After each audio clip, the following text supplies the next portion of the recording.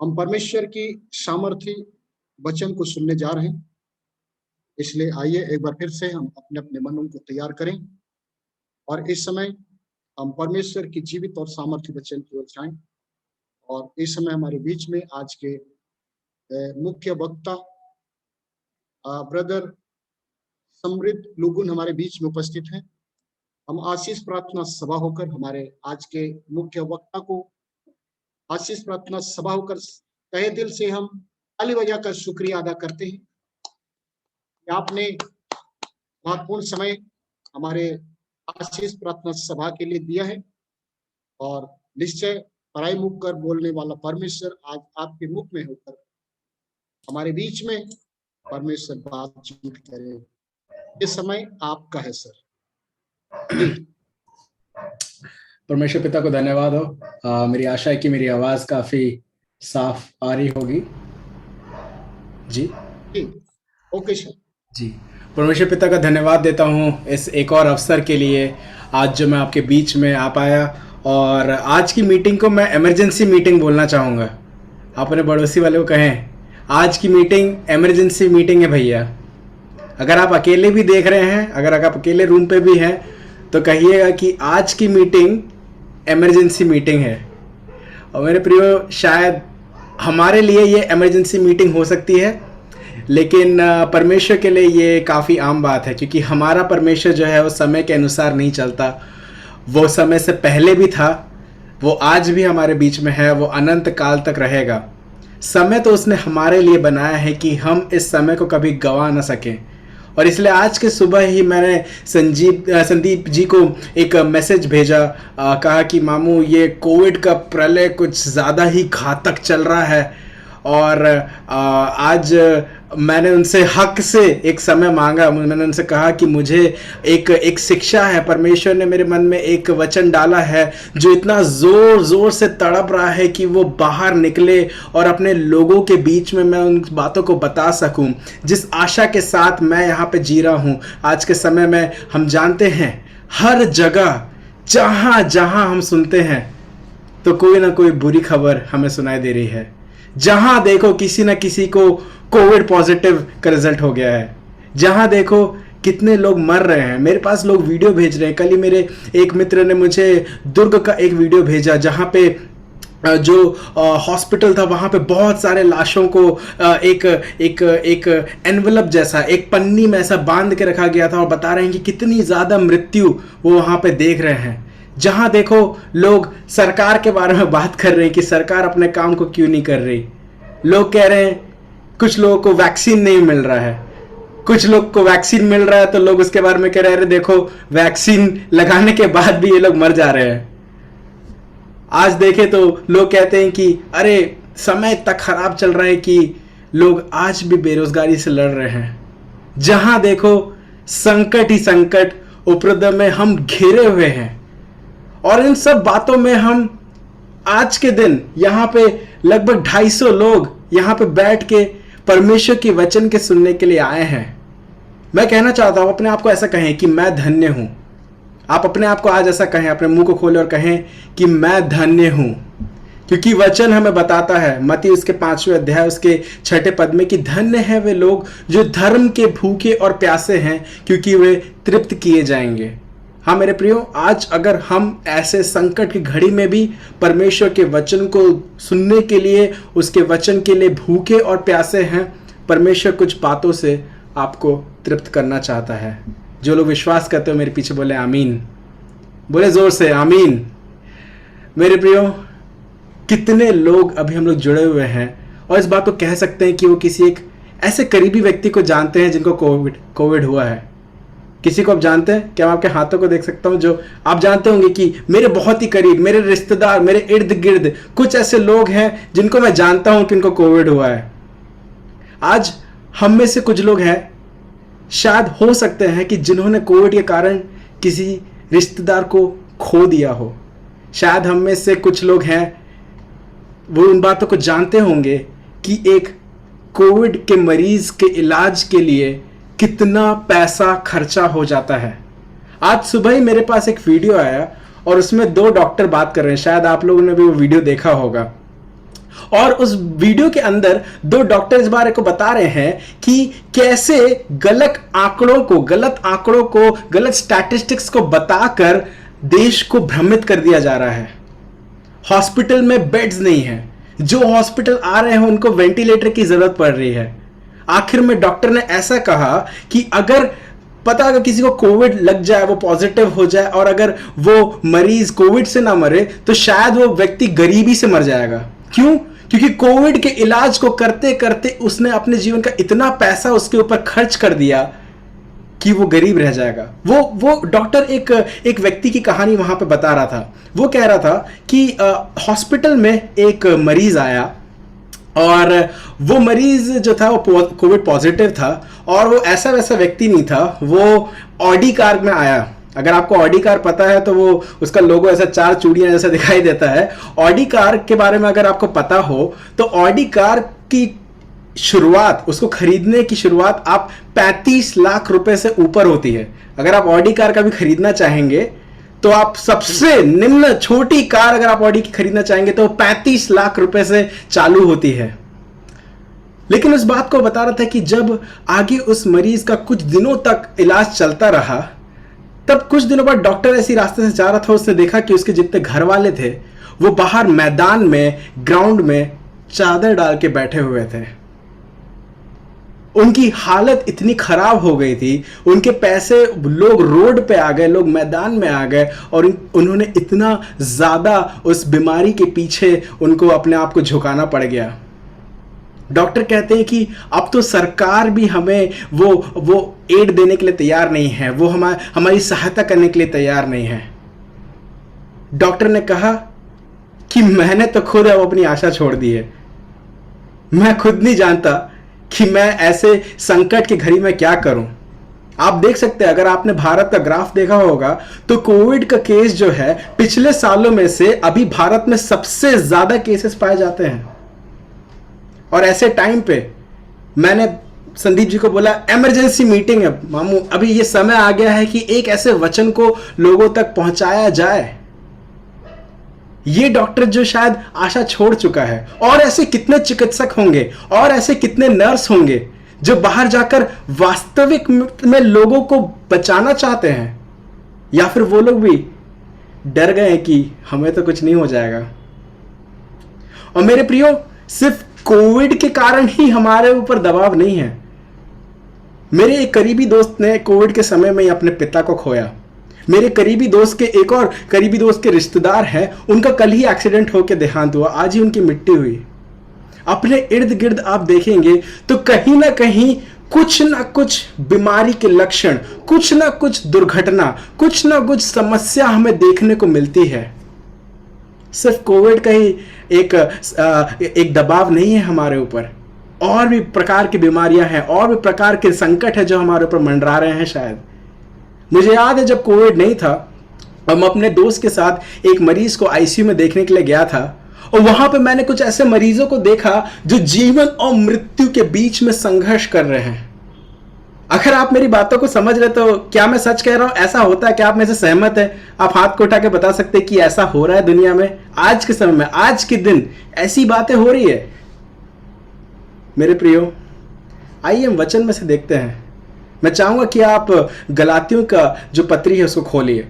आइए वचन में से जाते हैं और कुछ बात को समझते हैं। मैं आमतौर पे बीमारी, गरीबी, क्लेश के बारे में इतना नहीं कहता हूं।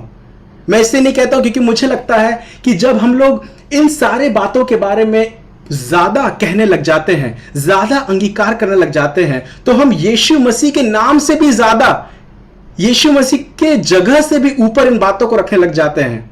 क्यों? क्योंकि इन्हीं बातों का तो हम मनन कर रहे हैं। दिन भर समाचार खोलते हैं और पता चलता है ऐसी ऐसी बातें हैं, लेकिन दिन भर कभी हम बाइबल नहीं खोलते और परमेश्वर के उस रहस्य या परमेश्वर के उन वादों को नहीं समझते हैं। और इसीलिए जब हम इन संकट और बीमारी की बातों को इतना ज्यादा सोचने लग जाते हैं, तब शायद परमेश्वर की में जो हमारी आशा है वो भी धीरे धीरे नीचे आने लग जाती है। और यीशु मसीह उस सिंहासन से नीचे थोड़े जगह पे आके हमारे लिए बीमारी या फिर कोविड या फिर संकट या फिर बेरोजगारी या फिर गरीबी, और ये बातों को हम उठाने लग जाते हैं। आज हम परमेश्वर से प्रार्थना करने चाहते हैं, ये परमेश्वर जो सिंहासन पर विराजमान है, और हम कहना चाहते हैं प्रभु यीशु कि हमें कुछ उपाय चाहिए। पूरे 1 साल से ज्यादा हो चुका है और लोग कोविड के लिए कितनी प्रार्थनाएं कर रहे हैं। मुझे ये विश्वास है कि आशीष प्रार्थना सभा भी, यहां पे बैठे लोग भी, बहुत सारे लोग होंगे जो उपवास के साथ प्रार्थना कर रहे होंगे। वो कह रहे होंगे कोविड का वायरस जो है वो अपने आप में ही भस्म हो जाए। वो कह रहे होंगे यीशु मसीह के नाम से कोविड जो है पूरी तरह तहस नहस हो जाए। कुछ लोग अगर आप दूसरे जगहों पे देखेंगे तो वो कहेंगे छू छू छू, कोविड कोविड कोरोना छू, ऐसी ऐसी बातों को वहां पे तंत्र मंत्र बोलने लग जाएंगे। लेकिन आप बताइए मेरे प्रियो, मेरे जीवन में जब आज सुबह मैं इन घटनाओं के बारे में सोच रहा था, तो मैं आज सुबह इस प्रश्न को पूछ रहा था, क्या प्रभु हमारी बातें नहीं सुन रहा? क्या प्रभु हमारी प्रार्थनाओं को नहीं सुन रहा? क्या परमेश्वर के हाथ छोटे पड़ गए हैं कि वो अपने लोगों को नहीं बचा सकता? क्या परमेश्वर इतना सामर्थ्यशाली नहीं है कि इस कोविड को चुटकियों में हटा दे? फिर क्यों इतने लंबे समय तक हमारे ऊपर इस क्लेश को हम देख रहे हैं? क्यों इस महामारी को हम इतने लंबे समय तक अपने ऊपर आते हुए देख रहे हैं? बीच में ग्राफ ऐसा हुआ, बहुत सारे केसेस हो रहे थे, फिर नीचे आ गया, हम खुश हो गए, हम लोगों ने चर्च खोल दिया, हम लोग मीटिंग करना चालू कर दिया, हम लोग एक दूसरे से गले में मिलने लग गए। फिर अचानक से देख रहे हैं कि ये ग्राफ वापस ऊपर जा रहा है। परमेश्वर तू कहां है? और कभी कभार हम क्या करते हैं, जब परमेश्वर हमारी प्रार्थना को उत्तर नहीं देता तो हम क्षमा मांगने लग जाते हैं। प्रभु हमें माफ करिए, प्रभु हमारे पापों को क्षमा करिए। हम ही तो वो लोग हैं जो पाप करते हैं, जिसके कारण आपके उत्तर को हम आ और आमीन में सुन नहीं पाते हैं। मेरे प्रियो, ये बहुत ही कठिन प्रश्न है जिसको मैंने अपने आप से पूछा। मैं सोचा था कि क्या ऐसा हो सकता है कि परमेश्वर हमारे प्रार्थना को उत्तर ना में कहकर उत्तर दे रहा है? वो कह रहा है नहीं, मैं अभी शायद इस कोविड वायरस को ना हटाऊं। मुझे नहीं मालूम क्या होगा अगर परमेश्वर आज कुछ ना करे, उस कोविड के खिलाफ, उस बीमारी के खिलाफ वो कुछ ना करे। मैं ये नहीं कह रहा हूं कि परमेश्वर कुछ काम नहीं करता, परमेश्वर निरंतर कुछ ना कुछ काम करता जाता है। लेकिन क्या हम ये कहेंगे कि सिर्फ परमेश्वर क्रिश्चियन लोग को ही रिकवर कर रहा है और बाकी लोग से वो प्रेम नहीं करता, बाकी सब लोगों को वो नाश कर देना चाहता है? मैं जानता हूं कि मैं बहुत सारी बातों कर रहा हूं, और मैं चाहता हूं कि आप इन बातों को सोचें कि आज के समय, आज के ऐसे क्लेश के समय हमारे पास जो वचन आ रहा है, हम उस वचन के ऊपर अपने आशा को लगाने पाए। मेरे साथ खोलिए गलातियों की पत्री। पौलुस वहां पे पहले अध्याय में ही गलातियों के उस मंडली में उन बातों को वो कह रहा है। गलातियों उसके पहले अध्याय उसके 3 पद से हम लोग देखेंगे, उसमें ऐसा लिखा है, परमेश्वर पिता और हमारे प्रभु यीशु मसीह की ओर से तुम्हें अनुग्रह और शांति मिलती रहे। उसी ने अपने आप को हमारे पापों के लिए दे दिया, ताकि हमारे परमेश्वर और पिता की इच्छा के अनुसार हमें इस वर्तमान बुरे संसार में छुड़ाए। आमीन। परमेश्वर का वचन यहां कहता है कि उसने हमें अपने आप के लिए, अपने पापों के लिए दे दिया, ताकि हमारे परमेश्वर और पिता की इच्छा के अनुसार हमें इस वर्तमान बुरे संसार से छुड़ाए। मैं थोड़े समय इस वर्तमान बुरे समय के बारे में आपको सिखाना चाहूंगा। इंग्लिश में लिखा है प्रेजेंट इविल एज, ऐसा समय जो बुरा काल के समान दिखाई देता है। लेकिन हमको समझना जरूरी है कि जिस काल के बारे में कह रहा है, ये जो बुराई है, इस काल के अंदर ये बुराई आई कहां से? क्योंकि यीशु मसीह ने तो सारा बलिदान दे दिया। यीशु मसीह ने तो, अभी हम लोगों ने उस पूरे हफ्ते के 7 क्रूसवाणियों को सुना और उसमें यह चीज जाना कि कैसे यीशु मसीह ने सब कुछ पूरा कर दिया है। और यीशु मसीह के सारे काम पूरा हो जाने के बाद भी पौलुस ऐसा क्यों कह रहा है कि हम आज भी वर्तमान के बुरे संसार में हैं? आप कहेंगे अरे भाई कोविड के बारे में तो असल में कोविड इसलिए शुरू हुआ क्योंकि चाइना में एक जगह था वुहान नाम का, वहाँ पे किसी को ऐसी इच्छा हुई कि वो चमगादड़ को खाएं, और आपको तो पता ही है कि लय व्यवस्था में उसके 11वें अध्याय के 19वें पद पे लिखा हुआ है कि हमको चमगादड़ नहीं खाना चाहिए। अब देखिए परमेश्वर की व्यवस्था के खिलाफ ही करेंगे तो हमारे ऊपर तो ये संकट आएगा ही। मेरे प्रियो, आप जानते हैं कि मेरे अंदर शिक्षक के गुण है ना, इसलिए मैं आज अपने साथ एक व्हाइट बोर्ड लेके आया हूं। मैं चाहता हूं कि मैं आपको इतिहास में थोड़ा पीछे लेके जाऊं। मैं आपको सही वास्तविक कारण बताना चाहता हूं जो बाइबल के अंदर पाया जाता है, जिसके वजह से पौलुस यहां पे लिख रहा है कि हम वर्तमान के एक बुरे संसार के अंदर हैं। और मैं चाहता हूं कि आप थोड़ा ध्यान दें। अगर आप आज भी उस मोबाइल से या अपने कैमरे से थोड़ा दूर बैठे तो थोड़ा पास आया ताकि जो मैं व्हाइट बोर्ड पे लिखने वाला हूं उसको आप देख सकें।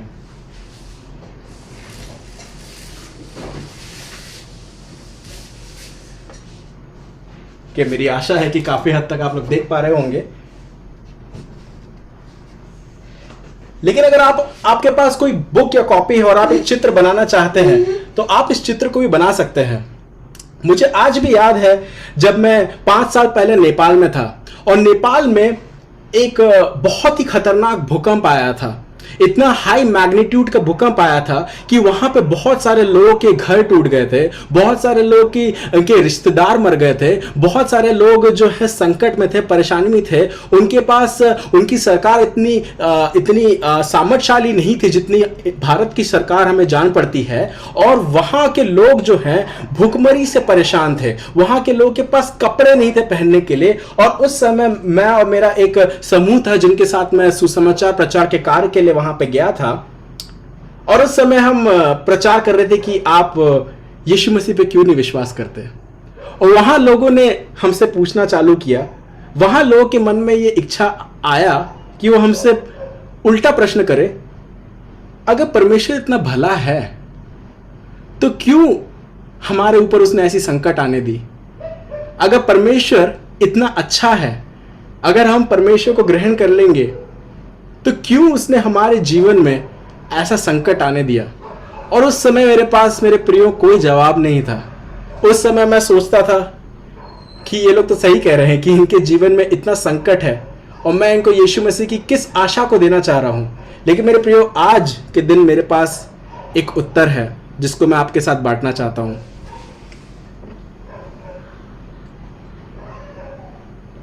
मेरे प्रियो, मैंने यहां पे एक लकीर खींची हुई है। ये जो लकीर है ये हमारे समय काल को बताता है। ये हमारे समय को बताता है कि हम किस समय पे रहते हैं।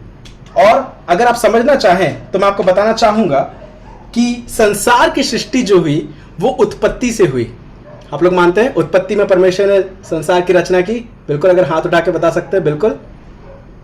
उसके बाद हम जानते हैं 3रे अध्याय में आगे जाके जब मनुष्य भी, जब नर और नारी को बनाया गया तो 3रे अध्याय में वो लोग पाप करके गिर जाते हैं।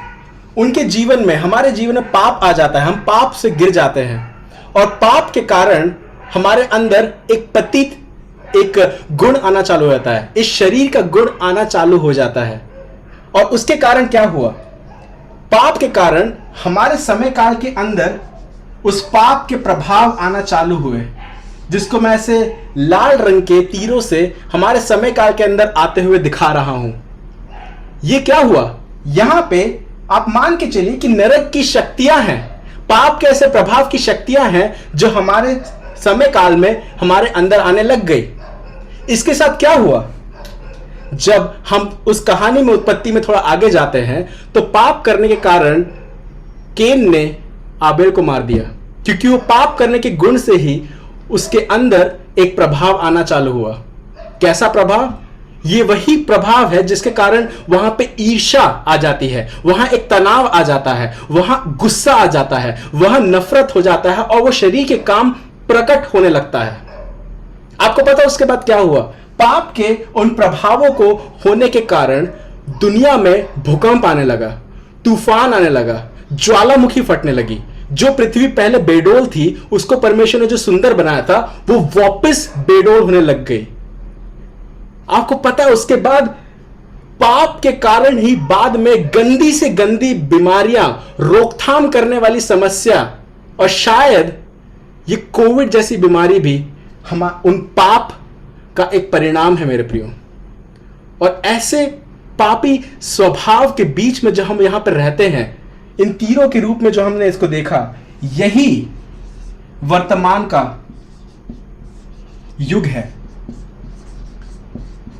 यही वो वर्तमान का पापी युग है जिसको पौलुस कह रहा था, जिसमें हम लोग रह रहे हैं।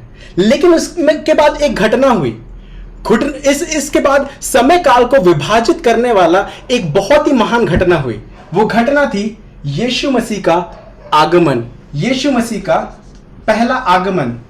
जब यीशु मसीह का पहला आगमन होता है तो हम देखते हैं कि उसने हमारे सारे पापों को अपने ऊपर ले लिया, उसने हमें क्षमा दी, उसने हमें परमेश्वर के पिता के पास जाने का हमारे पास वो रास्ता खोला, और उसने हमें स्वर्गीय आशीष दिया, जिसको मैं इन नीले तीरों के द्वारा अपने समय काल पे घुसते हुए दिखा रहा हूं। परमेश्वर ने स्वर्ग लोक से हमारे लिए उस ताकत को दिया, उस सामर्थ को दिया, उस पवित्र आत्मा को एक सहायक के रूप में भेजा, ताकि हम आत्मा के द्वारा अपने शरीर के कामों को मार सके, इन पाप की बातों को मार सके। लेकिन क्या यीशु मसीह के आने के बाद, यीशु मसीह के पहले आगमन के बाद पाप रुक गया? हाँ कि नहीं? आप क्या बोलेंगे? पाप रुका कि नहीं रुका? मुंडी हिलाते बता सकते हैं, अगर नहीं रुका तो ऐसे नहीं। आज भी हम उन पाप के प्रभाव को अपने जीवन में होते हुए देखते हैं। हम देखते हैं कि मंडली के पास सामर्थ जरूर है, हम चंगाइयों को होते हुए देखते हैं, हम दुष्टात्माओं को निकलते हुए देखते हैं, हम छुटकारे को देख सकते हैं, पापियों को पश्चाताप करते हुए देख सकते हैं। लेकिन हम आज ये भी देखते हैं कि हम अभी भी लड़खड़ाते हैं। हम देखते हैं कि हमारे अंदर अभी भी हिंसा, हमारे दुनिया में अभी भी ईर्ष्या, अभी भी युद्ध, बलात्कार। सोच सकते हैं लॉकडाउन के समय भी बलात्कार की न्यूज, किसी को जान से मार देने की न्यूज, किसी को फांसी लगा के किसी ने खुद की खुदकुशी कर ली है, और ऐसे ऐसे न्यूज हमें दिखाई पड़ते हैं।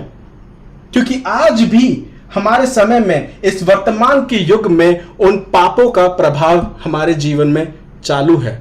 और इसी को हम लोग कहते हैं तनाव का युग। हम ऐसे एक तनाव के युग के बीच में हैं, जहां पे पाप भी अपने पूरा ताकत लगा रहा है, शैतान भी अपना पूरा ताकत लगा रहा है, लेकिन परमेश्वर से हमें और बहुमूल्य ताकत मिली है कि हम इन सारी चीजों के ऊपर विजयी हो सके। लेकिन मेरे प्रियो, एक बहुत ही गलत सुसमाचार है जो आज के समय में हमें बताया गया है। मैं उसके बारे में तुरंत ही वहां पे आऊंगा, लेकिन हमको यह बात भी जानना है कि आने वाले समय में यीशु मसीह का बादलों में द्वितीय आगमन भी होगा, जहां पे यह कालक्रम खत्म हो जाएगा, लेकिन यीशु मसीह का कालक्रम अनंत काल तक चलता जाएगा। यीशु मसीह ने जो आशीषें हमें दी है, जो आशीषें आने वाले युग की है,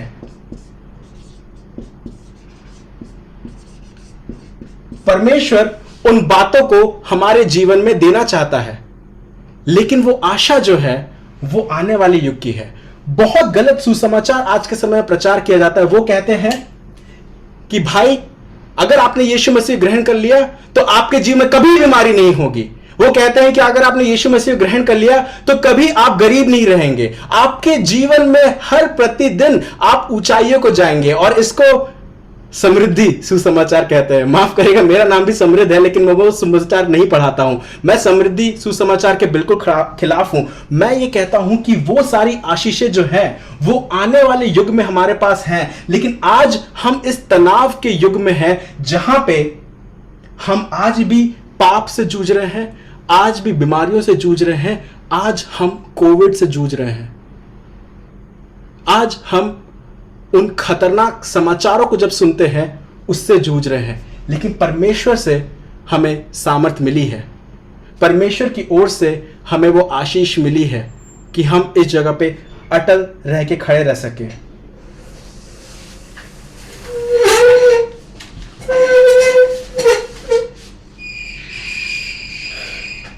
मेरे प्रियो, गलातियों उसके पहले अध्याय के 5वें पद को आप पढ़ेंगे तो वहां ऐसा लिखा है कि उसी की स्तुति और बड़ाई हो जो युगानुयुग तक चलती रहे।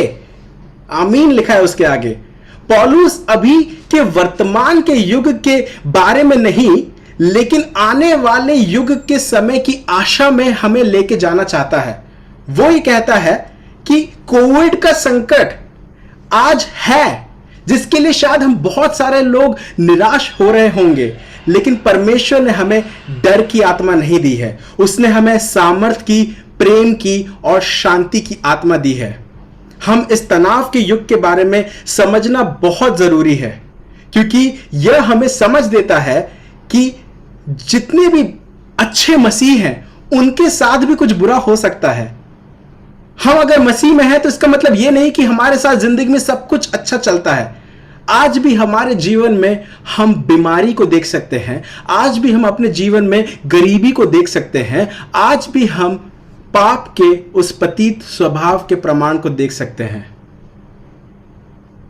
लेकिन मेरे प्रियो, इन सब चीजों के बीच में आपको पता हमारी सबसे बड़ी दिक्कत क्या है? आज भी कोविड हमारा सबसे बड़ा दिक्कत नहीं है। आज भी जो हमारा सबसे बड़ा दिक्कत है वो पाप है। आज भी सबसे बड़े समस्या जो है वो पाप है। एक और दिक्कत जो मुझे लगता है हमारे अंदर वो ये है कि हम मरने से बहुत डरते हैं, हम मृत्यु से बहुत डरते हैं। हमने अपने जीने को हम अपने जीवन से बहुत ज्यादा लगाव है, हमें अपनी जान बहुत ज्यादा प्यारी है। इसलिए तो यीशु के समान लोगों को हम प्यार नहीं कर पाते, क्योंकि यीशु ने अपने प्यार को कैसे दिखाया? वो आया और वो मर गया।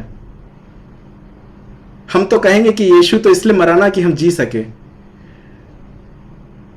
बिल्कुल सही।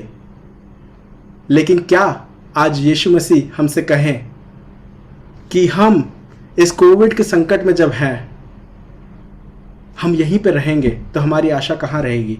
हमारी अगर परिस्थिति नहीं बदले तो हम कहां रहेंगे? अगर ये कोविड के केसेस ऊपर जाते जाए तो हम कहां रहेंगे?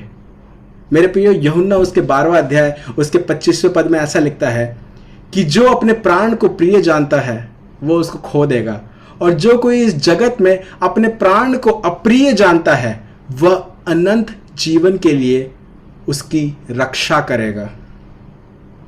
पौलुस भी कुछ इसी प्रकार को कहता है। फिलिप्पियों उसके पहले अध्याय में उसके 21वें पद में ऐसा कहता है कि मेरे लिए जीवित रहना तो मसीह है और मर जाना लाभ है। यदि मैं शरीर में जीवित ही रहूं तो मेरे काम जो लाभदायक वो नहीं जान पड़ते, लेकिन किसी को मैं क्या चुनूं अपने अंदर? मेरे अंदर दोनों बातों के बीच, जीवित रहने और मरने के बीच में एक तनाव है। मैं तो चाहता हूं कि मैं यीशु मसीह के पास चले जाऊं, लेकिन मैं उन तुम लोगों के लिए यहां पे इस पृथ्वी पर रहता हूं। मैं ये प्रचार नहीं कर रहा हूं कि आज अगर आपको कोविड हो जाए तो आप मर जाइए, लेकिन मैं आपसे ये पूछना चाहता हूं इस अंगीकार के बारे में कि क्या आप ऐसा कह सकते हैं कि अगर आज आप पृथ्वी पर जीवित हैं तो आप मसीह के लिए जीवित हैं, और अगर आप मर भी जाएंगे तो भी आपके जीवन में लाभ है। यूहन्ना 3 अध्याय जिसके 16 पद को हम बहुत अच्छे से जानते हैं, लेकिन अगर आपने उसको 13वें पद के आगे से पढ़ा है, उसको संदर्भ में लेते हुए पढ़ा है और उसके आगे भी कुछ पदों को पढ़ा है, तो आपको एक समाचार मिलेगा। यूहन्ना 3 अध्याय उसके 14 पद में ऐसा लिखा है कि जिस रीति से मूसा ने जंगल में सांप को ऊंचे पर चढ़ाया, उसी रीति से आवश्यक है कि मनुष्य का पुत्र भी ऊंचा चढ़ाया जाए, ताकि जो कोई विश्वास करे उसमें वो अनंत जीवन पाए।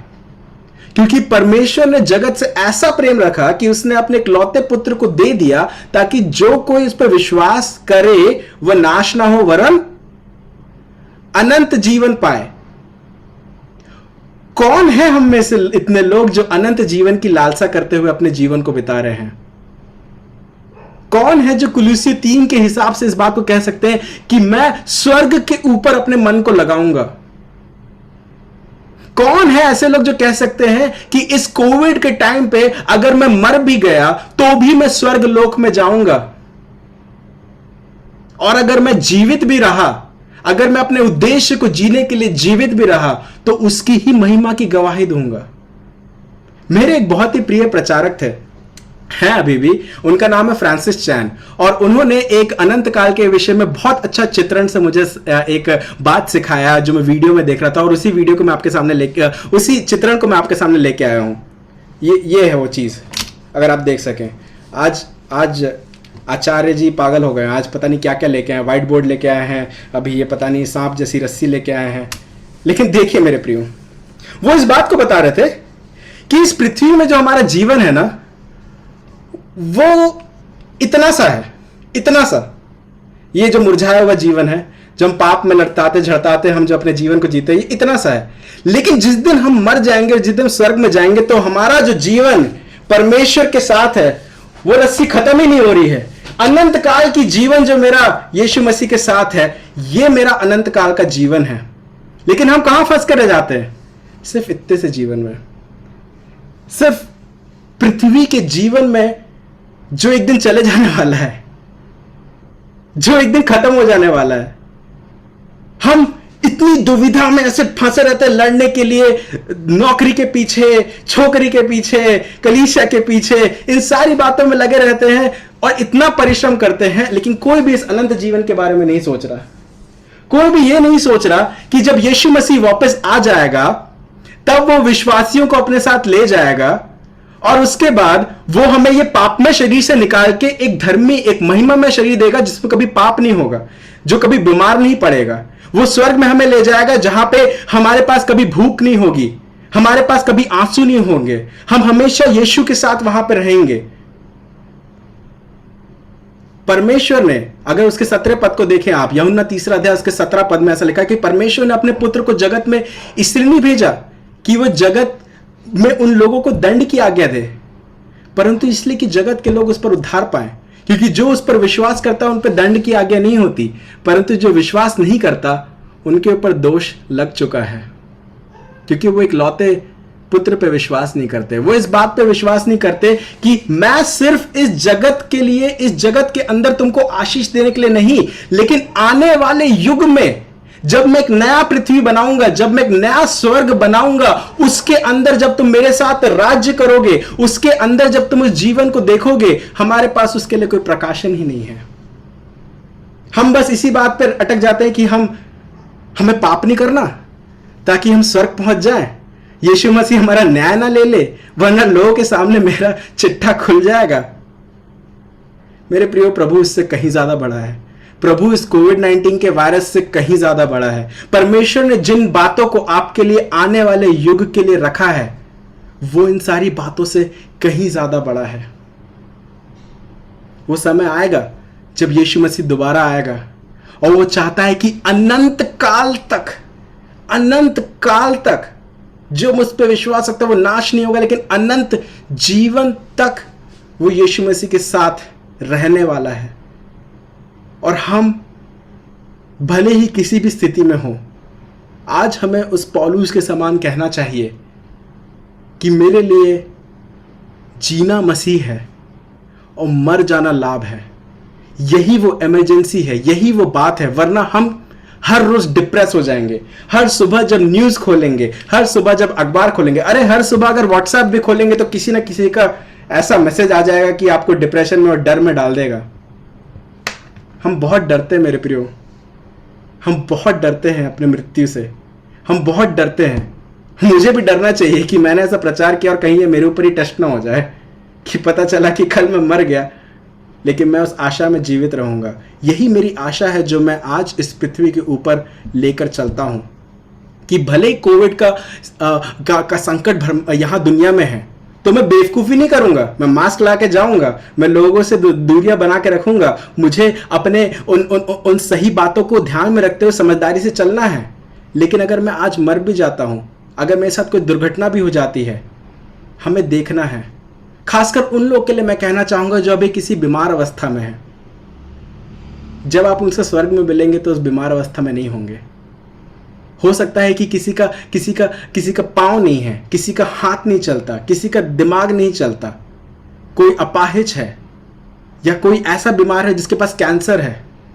अनंत काल में उसके पास ये सारी चीज़ें नहीं होंगी, लेकिन वो संपूर्ण रहेगा, क्योंकि यीशु मसीह इस नाशवान शरीर को छोड़कर हमें नया शरीर, नया नाम देना चाहता है। मेरे प्रियो, आज शायद हॉस्पिटल में बिस्तर कम पड़ जाएं।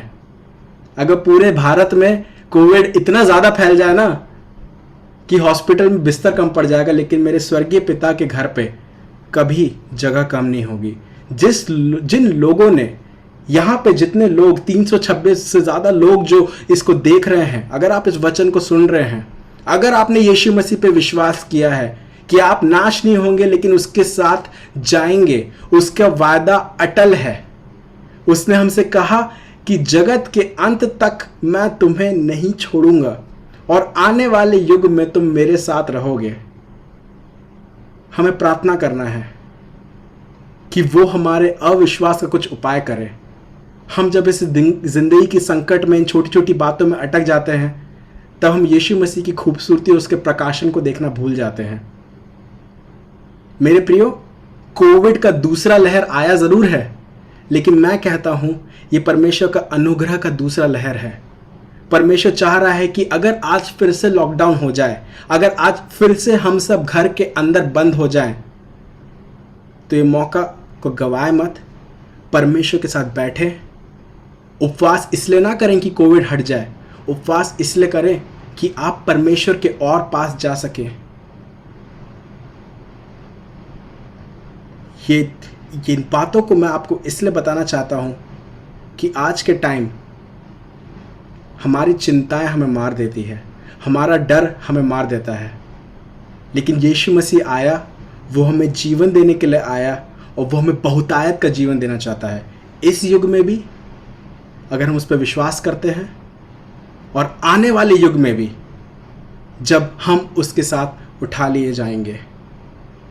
मेरी ये प्रार्थना है कि हम इन सारी बातों को समझे, इस तनाव के युग को समझे कि हमारे साथ भी गलत बातें हो सकती हैं, हमारे साथ भी हादसे हो सकते हैं, हमारे साथ भी कुछ बुरा हो सकता है, क्योंकि हम समृद्धि सुसमाचार पे विचार नहीं करते। लेकिन आज अगर आपने इस वचन को पाया है, इस सच्चाई को जाना है, तो मेरी ये प्रार्थना है कि आप उस डर से, उस मृत्यु के डर से, इस वायरस के डर से आज़ाद हुए होंगे, क्योंकि हम अनंत काल को देख रहे हैं।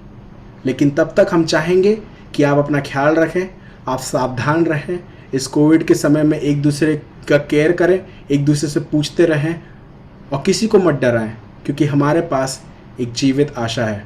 परमेश्वर इस वचन के पढ़े जाने, सुने जाने पर आशीष दे। मैं आप सबके लिए प्रार्थना करना चाहूँगा। आइए हम अपने सर को झुकाएं और परमेश्वर के सामने जाएं और उनसे कहें कि प्रभु, आज हम वर्तमान के युग में जी रहे हैं। ये वर्तमान का जो युग है, इसमें पाप का प्रभाव है प्रभु, लेकिन तूने हमारे लिए स्वर्ग की आशीषें खोली हैं। तूने परमेश्वर हमें अपनी पवित्र आत्मा दिया है, और आज हाँ परमेश्वर, हम संघर्ष कर रहे हैं, हम तनाव के समय पे हैं, लेकिन प्रभु एक समय आएगा जब तू एक असीम शांति में हमको लेके जाना चाहता है, उस आशा में हमको बढ़ाना चाहता है जहां हम अनंत काल तक जीने वाले हैं, जहां हम अनंत काल तक तेरे साथ उस प्रकार रहने वाले हैं जैसे अदन की वाटिका में पाप करने से पहले आदम और हवा रहते थे। परमेश्वर, सोच के देखिए, हम ऐसे दुनिया में जाने वाले हैं जो अदन की वाटिका के समान होने वाली है, जहां पाप नहीं था। और प्रभु, एक समय आएगा जब तू उस पाप को पूरी तरीके से उखाड़ फेंकेगा, उस नए शरीर को, उस नए नाम को देगा। परमेश्वर, उसी आशा की बाट हम जोते हैं, तेरे द्वितीय आगमन की बाट जोते हैं प्रभु, और तैयार खड़े रहते हैं, उस तेल को लिए तैयार खड़े रहते हैं प्रभु। तेरी उस रात के 3-3 बजे तक परमेश्वर हम घुटनों में आके प्रार्थना करके तैयार हैं कि तू कभी भी आ जाएगा प्रभु, तू कभी भी चुटकुए में आ जाएगा प्रभु।